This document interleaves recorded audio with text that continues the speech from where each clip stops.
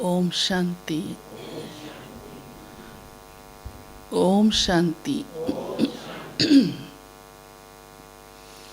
आज प्यारे बाबा ने हम सबको एक शिक्षा कहें, सावधानी कहें, ध्यान पर दी है कि किसी को भी, सुनो अभी नहीं डालो, किसी को भी दुख नहीं देना है।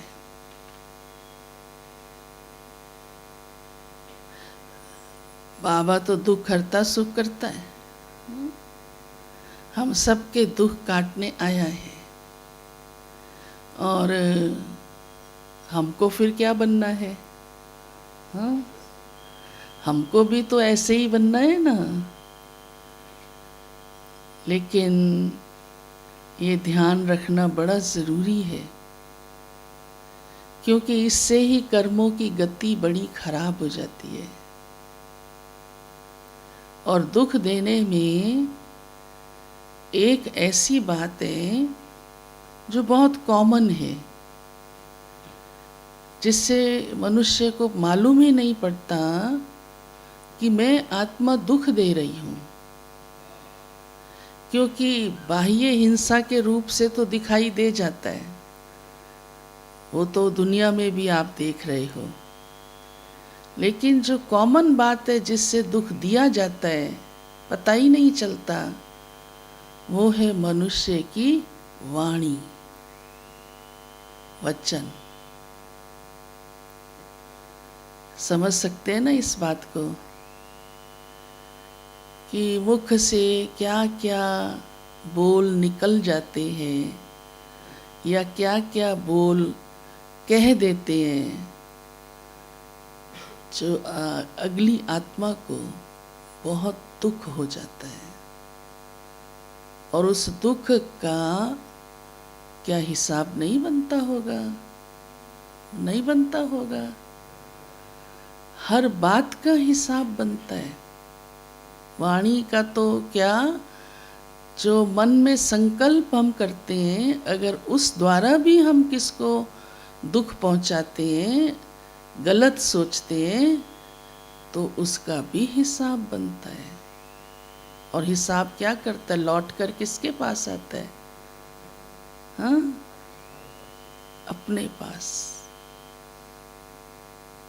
आज बाबा की बहुत ऐसी ही शिक्षाओं की मुरली है।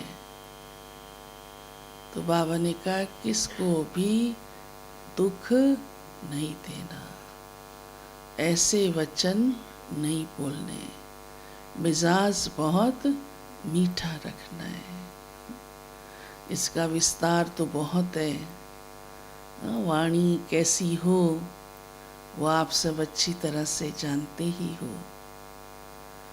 वाणी पर ध्यान रखना बड़ा आवश्यक है, और वो भी योगी के मुख से निकले, ये तो बहुत ही ध्यान देने वाली बात है। दूसरा, आज बाबा ने कहा माया भिन्न भिन्न रूपों से परीक्षा लेती है ना सबकी। उसमें आज बाबा ने एक खास बात एक माया के रूप की कही है कि ये जो काम विकार है और क्रोध विकार है, ये परीक्षा तो जबरदस्त होती है। माया अच्छी तरह से इस रूप में आती है। इसीलिए गीता में भी इस पर बहुत भगवान के महावाक्य हैं। ये भी है कामेषु क्रोधेषु। काम के वश या क्रोध के वश मनुष्य जब होता है तो उसकी स्थिति कैसी होती है। तो बाबा हम बच्चों को सावधानी देते हैं। क्या सावधानी देते हैं? कि इस परीक्षा में पास होकर दिखाना है। परीक्षा का मतलब ही यही होता है। परीक्षा माना कोई फेल थोड़ा हो जाना। अगर ध्यान नहीं रखेंगे, परीक्षा नहीं समझेंगे, ये नहीं सोचेंगे कि ये विकार है, इस पर जीत पाना है, तो पास कैसे होंगे। तो 5 विकार तो हैं ही खराब, पांचों पर जीत पानी है, पर उसमें जो मूल रूप से, इसलिए इन दोनों का नाम भी पहले आता है। सबसे पहले काम विकार का ही नाम आता है, फिर क्रोध का आता है, हाँ, फिर मोह लोभ अहंकार आता है। तो बाबा कहते हैं ये दोनों ही जबरदस्त पतन के द्वार हैं, काम विकार और क्रोध विकार। अब इन पर जीत कैसे पाई जाए, तो बाबा ने हम बच्चों को उसकी बहुत सहज, तभी तो हम सब पा लेते हैं जीत, दुनिया वाले सोच भी नहीं पाते, वो तो इसको असंभव समझते हैं, है ना। तो बाबा कहते हैं इसके लिए चाहिए योग बल। जितना आप बच्चों का योग बल होगा तो ये दोनों विकार आपको परेशान नहीं कर सकते। ये तभी हैरान करते हैं जब आत्मा कमज़ोर होती है। कल भी जैसे बाबा ने देह अभिमान के ऊपर मुरली चलाई, सभी विकारों की जड़ तो देह अभिमान ही है।